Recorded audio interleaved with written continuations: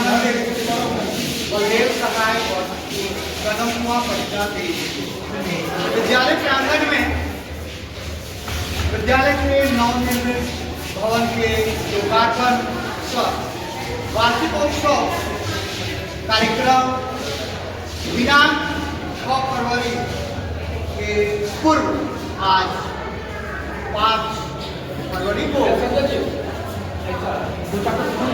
Press वार्ता और विभिन्न प्रेस से आए हुए पत्रकार बंधु आप सभी का हार्दिक अभिनंदन है, स्वागत है। आज की इस पावन बेला में, इस मधुर बेला में मेरे लिए बड़ा सौभाग्य है कि मैं अपने मंचस्थ अधिकारी वृंद का परिचय कराने का एक सुअवसर प्राप्त हुआ है। शुरुआत करते हैं दक्षिण बिहार प्रांत के अंतर्गत भारतीय शिक्षा समिति एवं शिशु शिक्षा प्रबंधन समिति के माननीय प्रदेश सचिव महोदय श्रीमान प्रदीप कुमार कुशवाहा जी का हार्दिक अभिनंदन, स्वागत, वंदन।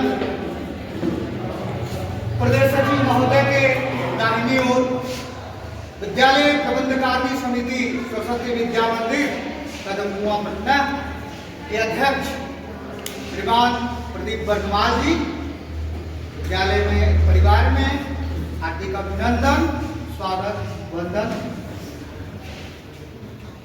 प्रदेश सचिव महोदय के ठीक बाईं ओर आप श्रीमान जी विभाग निरीक्षक गया विभाग सतीश कुमार सिंह जी, विभाग निरीक्षक भागलपुर विभाग, हार्दिक अभिनंदन, स्वागत, वंदन। श्रीमान सतीश कुमार सिंह जी के ठीक बाईं ओर आप हैं श्रीमान रमेश मणि पाठक जी, जो कि विभाग बात करें तो अभी परीक्षा विभाग में प्रमुख दायित्व का निर्वाहन कर रहे हैं।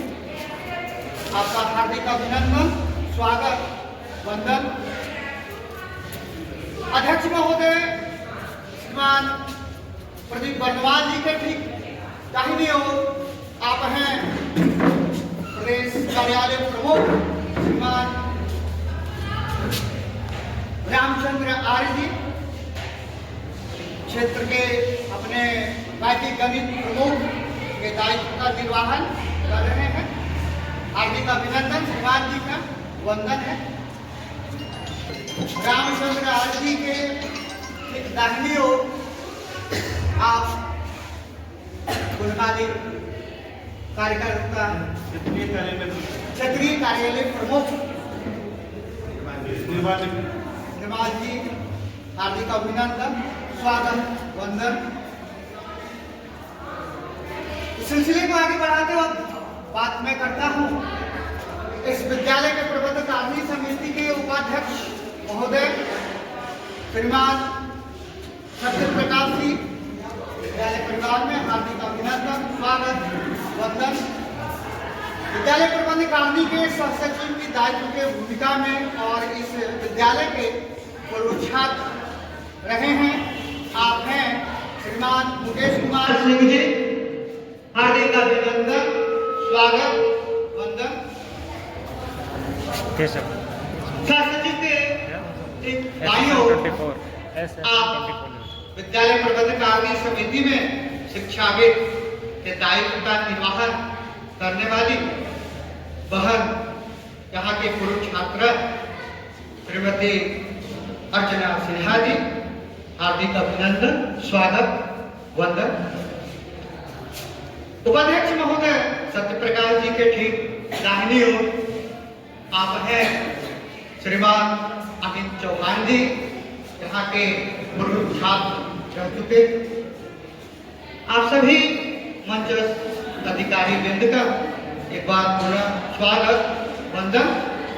और आज की इस मधुर बेला में आप सब पत्रकार बंधु भगिनी का हार्दिक अभिनंदन, स्वागत, वंदन। और आज इस मधुर बेला में अपने प्रदेश कार्यालय में परीक्षा विभाग में अपना दायित्व का निर्वाहन करने वाले श्रीमान अपने बीच उपस्थित हैं मनोज कुमार जी, आपका हार्दिक वंदन, अभिनंदन। सभी को नमस्कार। अब मैं अपने मीडिया जी T24 SSN 24 श्री जयप्रकाश जी प्रभात खबर से आप आए हैं, श्री डॉक्टर राकेश दत्त जी, ये दिव्य रश्मि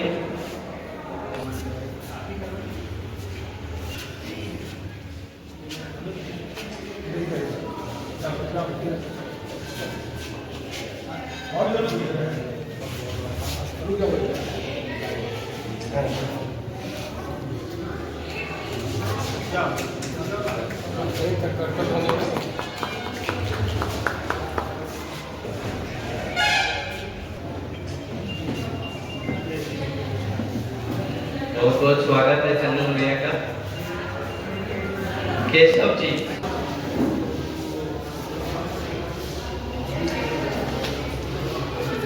बहुत बहुत स्वागत है केशव भैया।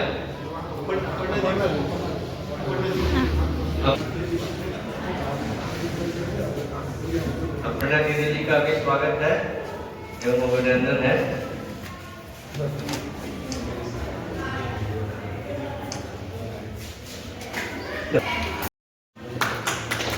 बहुत बहुत आभार नीरज भैया।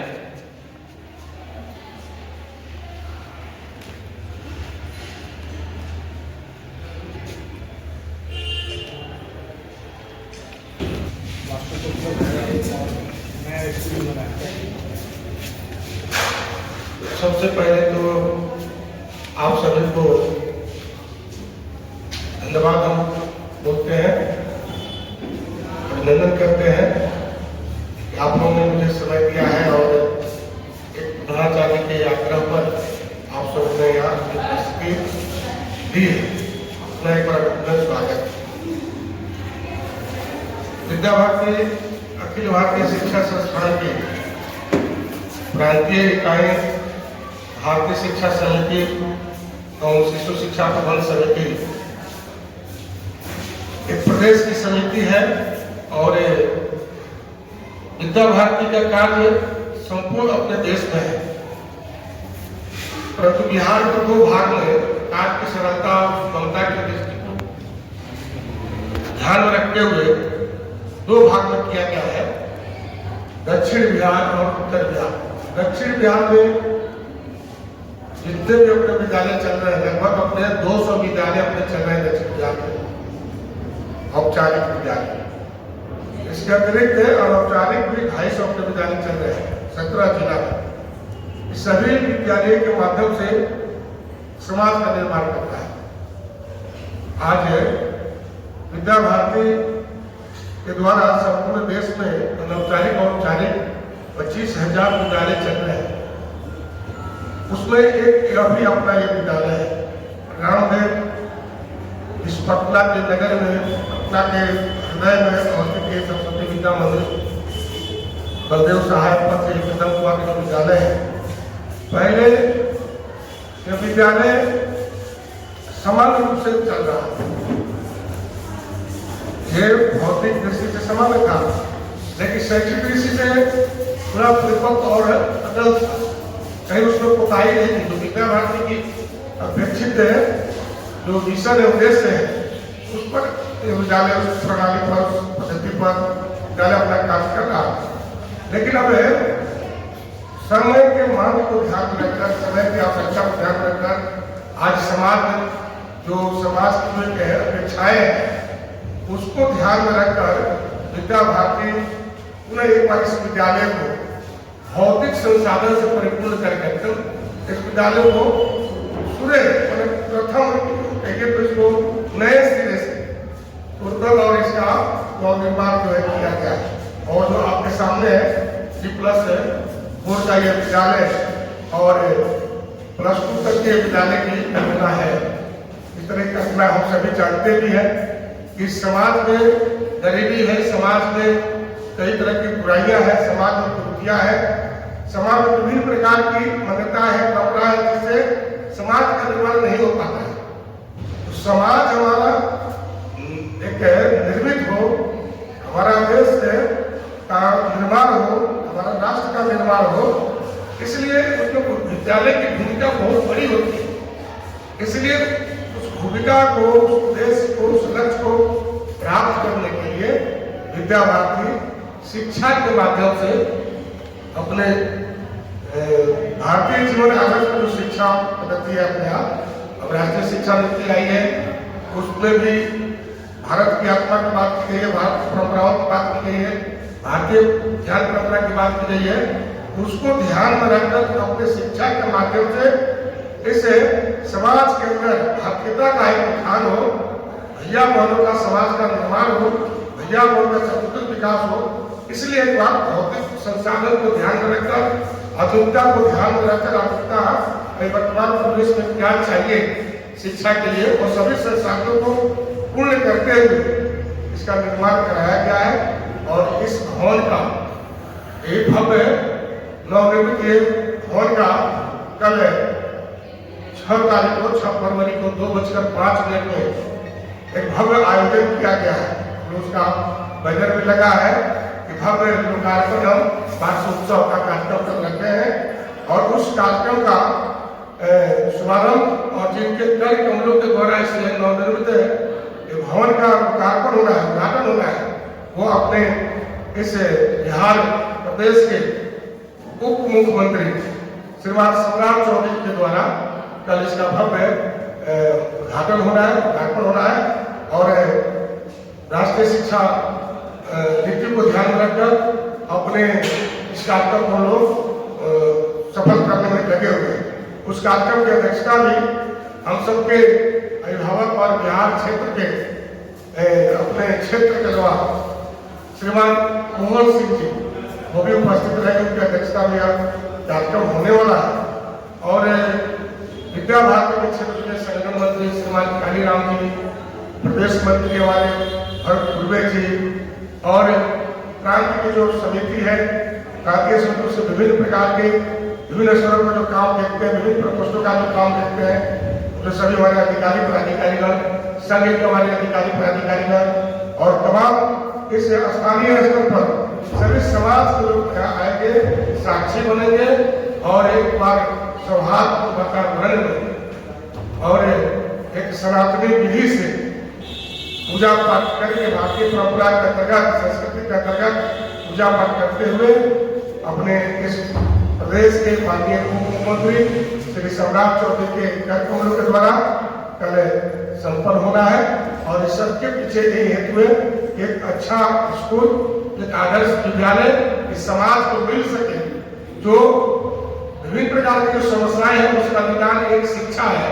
और वो शिक्षा ऐसी शिक्षा, वही शिक्षा जिससे समाज का निर्माण होता है। साथ में क्या एक मुक्त है, आगे वैसी शिक्षा जिसे मोक्ष प्राप्त होती है, जिसे समाज इससे आगे बढ़ने की कल्पना कर सकता है। वैसी शिक्षा सभी को सहज और सुलभ, सरल और इस पटना के अंदर भारतीय मूल्य को ध्यान में रखकर शिक्षा मिल जाए, इस उद्देश्य से इस समाज को यह विद्यालय हम लोग समर्पित करने वाले हैं, जो कार्यक्रम करके और समाज के बच्चे इसमें पढ़ाई करेंगे, समाज के बच्चों का भविष्य का निर्माण होगा और वही बच्चे कल भारत के भविष्य के रूप में और उन्हीं के करने पर देश का बागडोर होगा।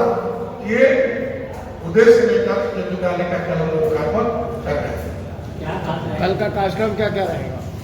कल का कार्यक्रम का मुख्य रूप से कल जो हमारे भैया बहन है, आज समाज में परंपरागत गीतें समाप्त हो रही है, लोकगीत समाप्त हो रहा है, आज कजरी समाप्त हो रही है, सोहर समाप्त हो रहा है, लोक संस्कृति समाप्त हो रही है। भारतीय जो परंपरा पर आधारित जो गायन वादन है, नृत्य है, वो लगभग आज मैंने समाप्त की ओर है। इसलिए उद्घाटन तो होगा ही, उद्घाटन के साथ अपने भैया वन करके जो प्रतिभा है, उस प्रतिभा के माध्यम से, उस रंगमंची कार्यक्रम के माध्यम से हमारी जो छिपी हुई, जो हमारी असली परंपरा, हमारी परंपरा छठ का गीत है, आजू तो छठ के गीत गाने वाले लोग आज नहीं मिले, सोहर गाने वाले नहीं। हमारे विवाह उत्सव होता है, विवाह उत्सव में हर नेक का, हर रस्म का अलग अलग गीत है, वो गाने वाले नहीं है। तो अपने रंगमंची कार्यक्रम के माध्यम से भी हमारे भैया बहन सांस्कृतिक कार्यक्रम करके, रंगमंची कार्यक्रम करके, उस माध्यम से हम समाज को भैया वर्ग के जो अंदर छिपी जो प्रतिभा है उसको बताने का, समाज पर भेजने का भी काम हम करने वाले हैं। अभी वर्तमान समय में राष्ट्रीय शिक्षा नीति आई है और ये राष्ट्रीय शिक्षा नीति में 360 डिग्री विकास की बात की गई है, जिसको हम लोग अंग्रेजी में होलिस्टिक डेवलपमेंट कहते हैं, सर्वांगीण विकास की कल्पना कहते हैं।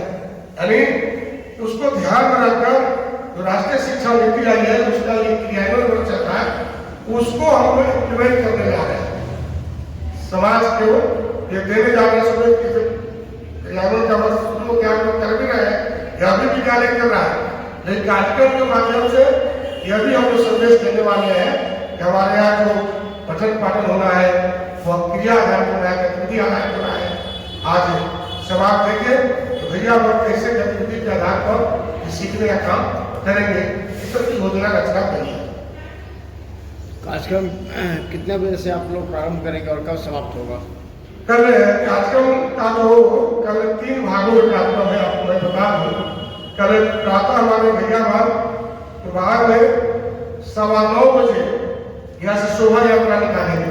कार्यक्रम की रचना जो होगी विभिन्न प्रकार के कार्यक्रम है, कल दिन भर ये होगा, क्योंकि समाज को संदेश देना, समाज को बताना है, समाज के लोग जाने आए देखे हम क्या है, हम क्या चलाते हैं, भैया बहनों क्या है।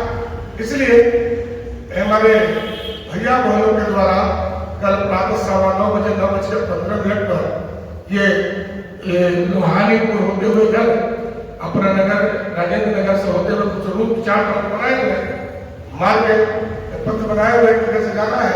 हमारे सभी भैया होश दल के साथ, बैनर के साथ, होश वाक्य के साथ सभी शिक्षक, हमारे सभी भैया बहन शोभा यात्रा निकालने वाले हैं और पोषक क्षेत्र में जाकर वे सबको बताने वाले हैं कि हमारा विद्यालय ऐसे का आंकड़ा देखिए। एक शोभा यात्रा है, शोभा यात्रा के बाद भैया वाले आएंगे तो इस भवन का एक सनातन पद्धति से पूजा पाठ होना है। पूजा पाठ होना, पूजा पाठ करके मूल रूप से कल हम इसमें प्रवेश कर रहे एक तरह से, तो पूजा पाठ होगा। हम हिंदू संस्कृति के लोग, सनातन धर्म को मानने वाले लोग किसी भी नए काम को जब करते हैं तो उसमें पूजा पाठ करते हैं, शुभारंभ करते हैं, उसकी के बाद यात्रा प्रार्थना करते हैं। इसलिए कल प्रारंभ में शोभा यात्रा के बाद पूजा पाठ इसका होगा। पूजा पाठ होने के बाद 2:05 बाद ये समारोह जो होगा, लोकार्पण का समारोह होगा और लोकार्पण होगा। लोकार्पण के साथ ही रंगमंच कार्यक्रम के माध्यम से समाज के अंदर यहाँ भैया के बाद के अंदर जो प्रतिभा है उसको पहुँचाने का हम लोग काम करेंगे। कॉन्वेंट स्कूल और इस स्कूल में क्या अंतर होगा?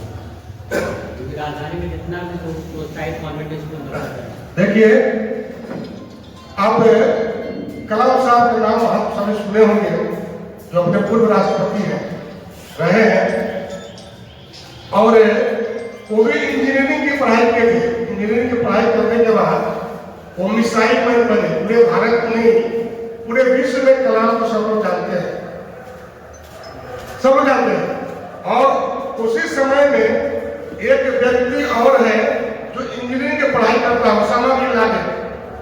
और व्यक्ति इंजीनियरिंग पढ़ाई करने के बाद आतंकवादी बनता है। तो यही अंतर कारण क्या था कि कलाम साहब ने पढ़ाई शिक्षा ग्रहण की। सुबह से हम श्रीमद् भागवत गीता पढ़ते थे, रामायण पढ़ते थे, तो रामायण और श्रीमद् भागवत गीता पढ़ने के कारण उनकी जो व्यवहार आचार दृष्टि थी वो भारतीयता पर आधारित केंद्रित थी। और जो व्यक्ति इस्लाम पढ़ रहा था, जो पढ़ाई करके इस्लाम आधारित शिक्षा प्राप्त किया, उसकी दृष्टि भारतीयता पर केंद्रित नहीं थी, यही लगता है। आज शिक्षा सब लोग समाज में दे रहे हैं, शिक्षा दे रहे हैं, लेकिन वैसी शिक्षा क्या किस काम की है कि शिक्षा में मूल्य नहीं है। रावण है, राम से कोई कम विद्वान नहीं था, राम विद्वान थे, रावण विद्वान थे, लेकिन बस संस्कार की कमी थी। हमारे यहाँ जो शिक्षा पद्धति है वो शिक्षा में संस्कार है, संस्कार के साथ शिक्षा देते हैं, शिक्षा के साथ संस्कार देते हैं, भारतीय सत्य है। लेकिन अन्य जगह मैं किसी को शिकायत नहीं कर रहा हूँ, मेरा कोई उनसे प्रतिस्पर्धा भी नहीं है, क्योंकि मैं एक व्रत लिया हूँ, हमारी ये व्यवस्था एक संगठनात्मक है और मैं व्रत लिया हूँ, लेकिन उनका व्यवसाय उधर होकर नहीं चल रहा है, अब व्यवसाय की दृष्टि से नहीं लगेगा। हमारा व्रत है, इस व्रत को जब तक लक्ष्य प्राप्ति नहीं होगी, परम व्यवस्था होने को जब तक ये व्रत चलता रहेगा, ठीक है ना। हमारे यहाँ संस्कार का शिक्षा देते हैं, भारतीय केंद्रित, भारतीयता केंद्रित, भारतीय ज्ञान परंपरा केंद्रित हमारे शिक्षा है, बाकी जगह इसका कराटे नहीं थे। फीस देखिए, ये तो विद्या भारती विद्यालय, ये मध्यम वर्ग के लिए ये विद्यालय है। ये हमको आपको उसका जवाब आपको दे दिया है। हमारा विद्यालय जो है व्यवसायीकरण हम लोग नहीं करते हैं, जिससे समान वर्ग के बच्चे आकर यहाँ पढ़ाई कर ले, बस उसको ध्यान में रखकर सारी व्यवस्था बनाए।